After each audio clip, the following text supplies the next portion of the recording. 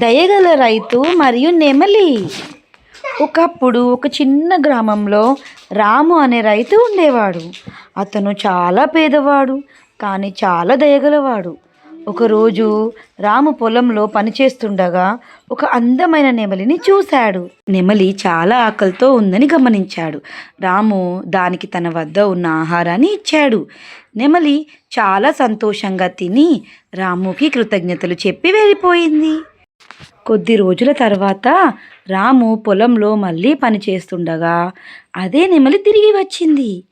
ఈసారి అది తన ముక్కులో ఒక అందమైన వజ్రాన్ని పట్టుకొని వచ్చింది. నెమలి ఆ వజ్రాన్ని రాముకి ఇచ్చింది. రాము చాలా ఆశ్చర్యపోయాడు.